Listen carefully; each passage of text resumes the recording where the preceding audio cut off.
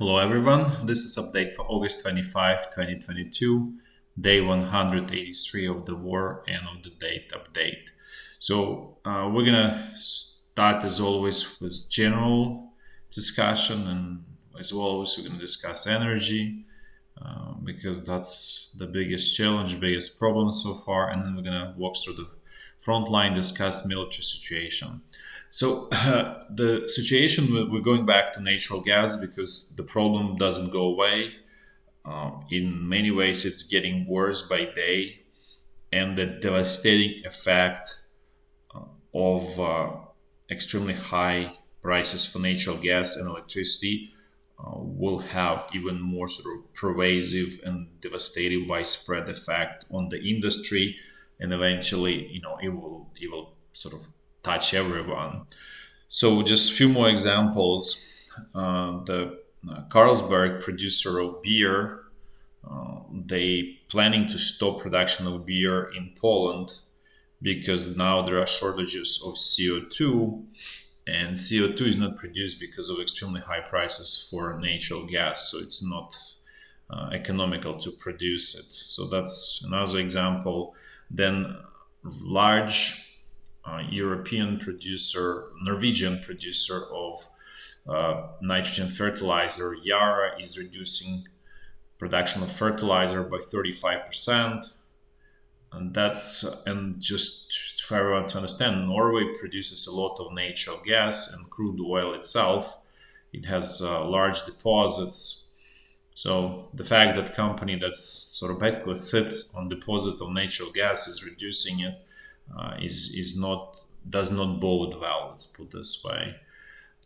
Then we discussed this company, Grupa Azoty in Poland, that essentially stopped production of nitrogen fertilizers in Poland. So that's actually looks like it's the second largest producer of nitrogen fertilizer in Europe.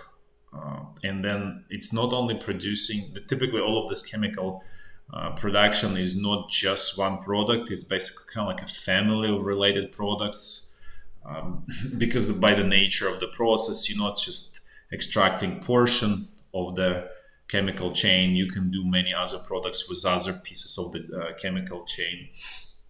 And so they also produce a polyamide, which is essentially going into like nylon and all of this like synthetic fiber that's being used in, let's say, in auto industry quite extensively. So we may see some shortages. Again, there's be shortages of vehicles because there's not enough material to do the seats in vehicles. So this is getting more and more pervasive and widespread, as we say. And the price for natural gas hit like 3.3 thousand US dollars per thousand cubic meters in Europe. And then actually it's going up in Asia as well, and it's getting to 2.6 thousand.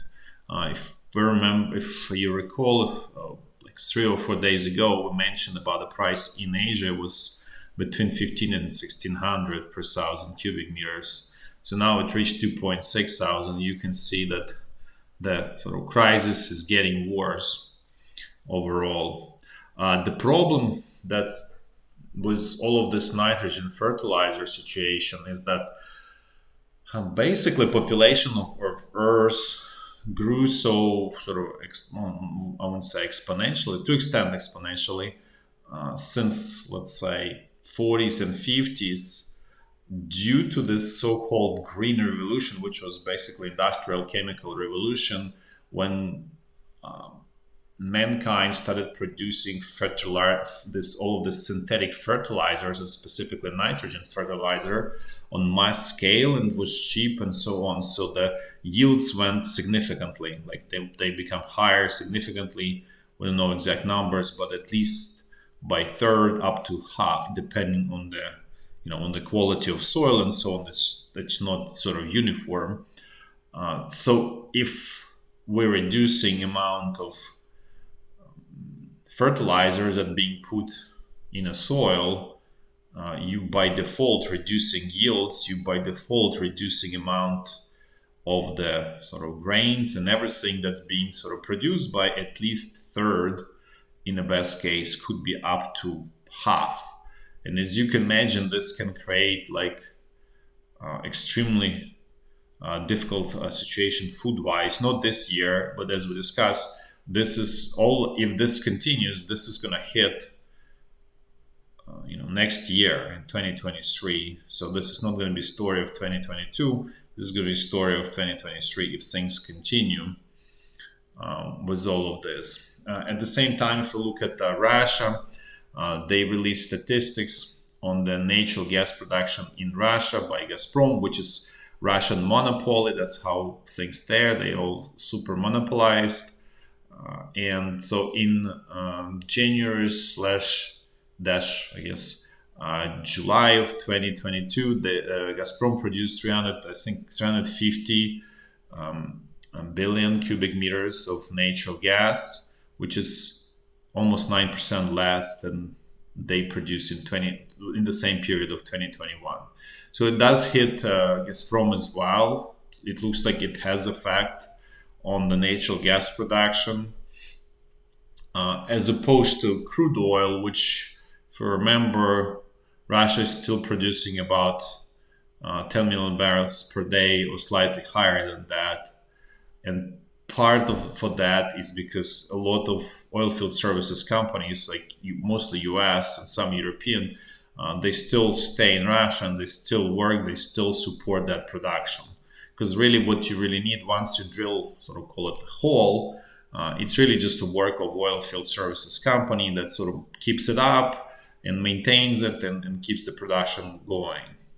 So so essentially, in a way, kind of like think about like Russia is kind of like giving those oil fields and natural gas fields the drill, and then it's essentially run by, let's say, US or European company to the great extent, right? The top management always the Russian, but they basically outsource it to all of these oilfield services companies. So that's how it kind of works there.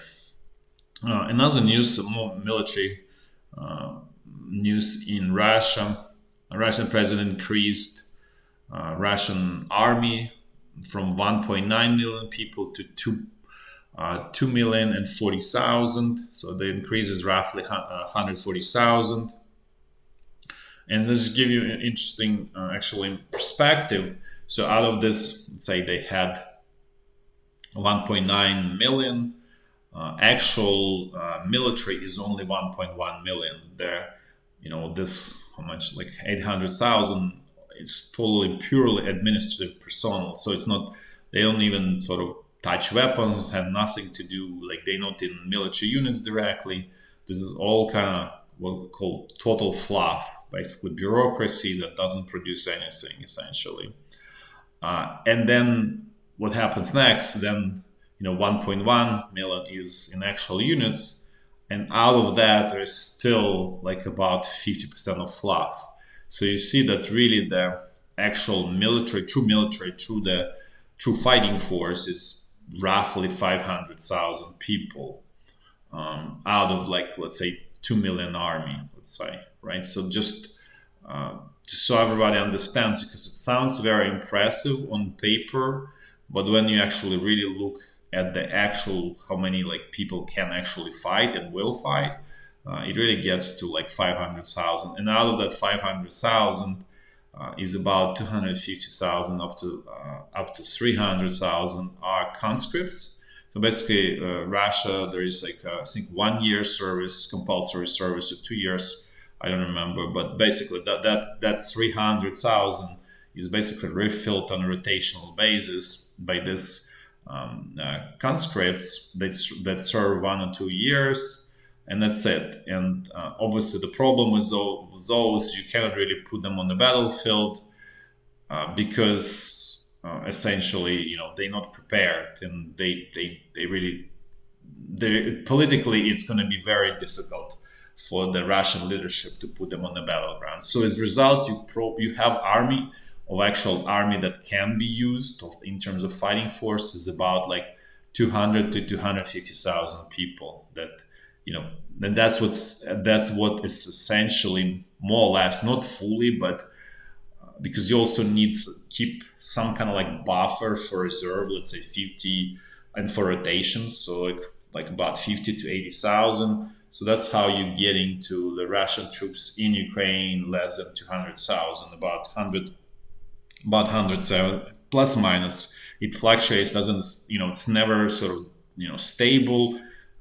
There's more, there's less, but roughly 170, 150,000 soldiers on the ground. So hopefully that really a little bit helps to understand the kind of like a trickle down from like how we go from 2 million to really just like about 170,000 soldiers on actual ground and actual fighting force, basically.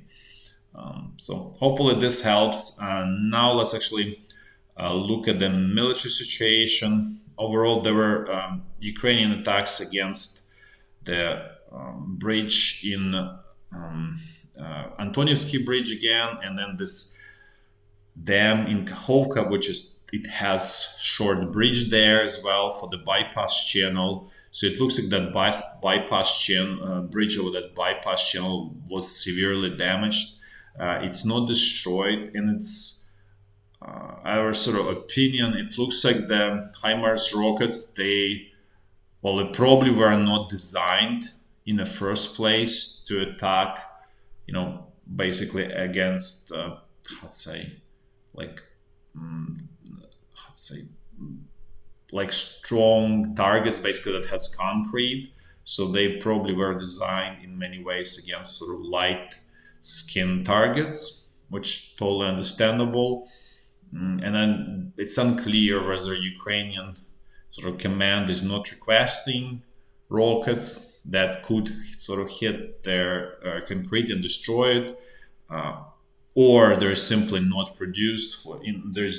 They not produced for HIMARS system. When we're not sure about that, but basically, the point we're trying to make is that the tool that's being used, the rocket, the kind of rockets, is the wrong kind of rocket. So in a way, you kind of like trying to break concrete with, let's say with a with a hand hammer or something. You really need like hardcore tools to break it. So that's why there's so many attacks, and it's still somewhat functioning, or it's not fully destroyed. Like all of these bridges essentially. So which allows Russian command and to sort of resupply the troops on the Kherson bridgehead and kind of keep them running, and even actually attacking Ukrainian forces and managing to capture the ground there. However, overall situation like today was a situation where Russian troops and Russian command was focused on using artillery to soften Ukrainian defenses. We discussed this many times, that the system works the following. Russian artillery works, destroys, not everything, but destroys as much as possible. And they use extensively UAVs. That's what makes it so deadly, so problematic, because they literally disassemble, if there is a stronghold in whatever building, they literally disassemble it step by step. It may take a day to disassemble building, basically, but they eventually get there. And because counter battery fire on Ukrainian side is terrible, and it's problem of Ukrainian command, Ukrainian organization, that is really lacking, because Ukraine has tools right now, actually better tools than Russia has. In terms of self-propelled howitzers, they're much better. The problem with UAVs still, to our understanding and knowledge, is not resolved, which not surprises, because again, of ineptness of Ukrainian command, of whole Ukrainian kind of political system that doesn't do anything and just basically trying to milk everybody else for resources. Like, for example, artillery shells, something that could be produced in Ukraine. The Ukraine was totally capable of doing that, was not done, and still nothing has been done around it. And there's sort of this artillery shells, sort of hunger, or whatever you call it, famine on Ukrainian side, similar to how it was in at the beginning of World War One, when sort of all countries where they didn't prepare, they didn't expect that there would be such a huge usage of artillery shells, and they had a lot of problems. Since particularly Russian Empire had severe shortages that led to very high losses on the front line. That in turn eventually led to the revolution in the Russian Empire, and then rise of communists in the power there. So that's how kind of sounds like very like, oh, it just artillery shell hunger, and you know, just kind of like not sort of kind of not big deal, or let's say too abstract to truly feel the importance of it. But it actually does matter a lot, and it's really big, sort of big deal.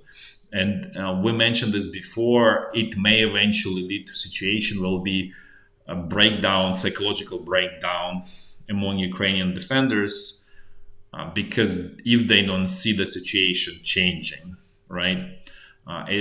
Because right now, all of this sort of defensive action is being basically plugged by the bodies of Ukrainian soldiers, and eventually this will stop. And Ukraine, you know, we hear a lot of people saying, "Oh, this war can last 2, 3, 5, 10 years." No, it cannot last that long. Ukraine simply does not have that resources, and even the resources that Ukraine has are being used very unwisely and very wastefully. And so this really accelerates this point of, call it, no return, or situation when Ukraine kind of like won't be able to do much at that point. And we're not saying that the way it goes, let's say the intensity of these things are sort of happening, probably Ukraine can hold on at most a year, at most. That's probably very optimistic. Maybe even like 6 to 9 months, something like that, because losses are very high, and there are no actions basically on Ukrainian political top. You know, we spoke about this Yermak, Ukrainian president. They literally not doing anything except for PR actions, and basically free riding on the Ukrainian sort of citizens who want, you know, to determine their own destiny, right? So that's because it's kind of portrayed very upside down in sort of Western media, where it's like, okay, Ukrainian president is sort of responsible for defending Ukraine. No, he's basically free riding on Ukrainian people who want to defend the country, and all of that Yermak and all of that group like around him is big part of the problem. They're not part of the solution. So this situation so far with this, that's why we mentioned the way it goes. You know, it doesn't. Ukraine has a bleak future if what we're seeing right now continues, because simply Ukraine does not have enough resources to continue it for long time. Simply because Russia is bigger, not because Russia is better. In many ways, Russia is worse, but it has, you know, 3.5 times more people. That's the most important, and even more important, it has production of artillery shells.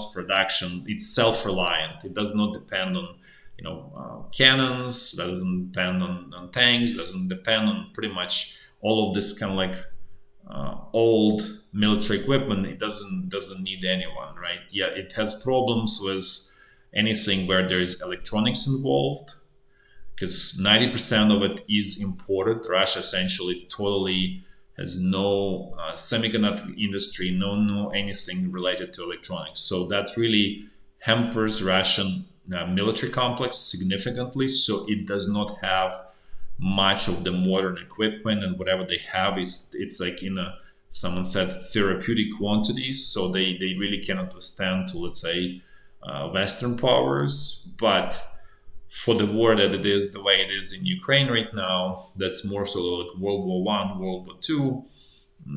What they have is sufficient. Those tools that they have. So that's why this is kind of like difficult situation, and it's sort of coming closer to sort of final kind of like resolution point, which may happen sometime in the winter. Related to the winter is so there was forced shutdown of the Zaporizhia power plant, which is here in Enerhodar. As you can see, it's Zaporizhia region. To our knowledge, it has like 6 reactors, and 2 of them were like forcefully shut down by the automatic system that's built in as a security measure, because there was no uptake of energy from it. Potentially, this could lead to actual big disaster. Everything was kind of like worked out fine, so that basically the system that was built in worked properly as it should. But you never want to play with a system like that, first of all. But the whole problem was this. This power plant is it produces 20% of energy of electricity in Ukraine, and a loss of it, which essentially at this point lost because it's basically in shutdown mode. This will create big problems for Ukrainian electricity system, and just because there simply won't be enough electricity probably for the winter. So we'll see big problems in Ukraine in the winter, electricity wise, and then it looks like also natural gas wise. So there'll be a lot of problems there as well. Now, actually, let's just kind of do quick walks through the front line. As we said, there is not much of a changes, not really much of the actual action in terms of infantry, mostly just artillery. But let's just quickly recap. So we're gonna do it in a clockwise fashion as we always do. So the situation along the state border is actually getting somewhat quieter to extent, which is, in our opinion, is good. Now let's move to Kharkiv area.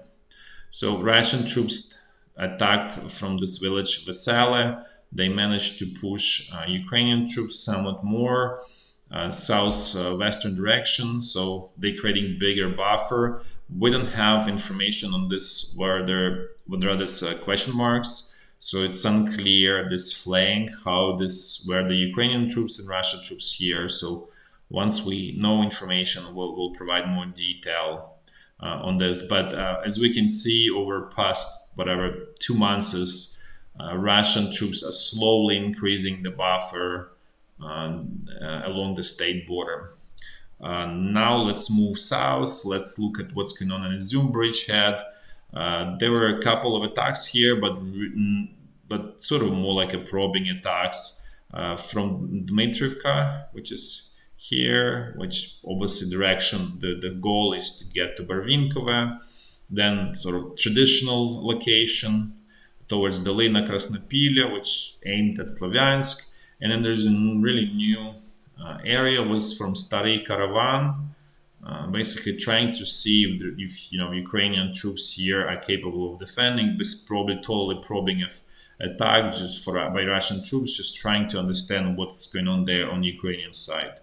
None of them went anywhere. As we discussed, the Russian troops here, even we show all of these units, most of them probably being pulled to the North Donbass and area like around Donbass, like west of Donetsk, and a little bit south of Donetsk. That's probably where the most of them are right now. Now, actually, let's move to North Donbass front line, and things here were again was artillery day, not much of infantry attacks. The only place was at Bakhmutsk and Soledar, where Russian troops managed to capture a gypsum factory on the eastern outskirts of Soledar. That's essentially the biggest gain for this couple days that they were attacking there, but otherwise not much progress there. Then the only other area where there were active Russian infantry attacks and basically combined forces attacks are towards this village Kadema, this salient. They're trying to sort of destroy this salient. They were not successful today. Now let's move to area west of Donetsk.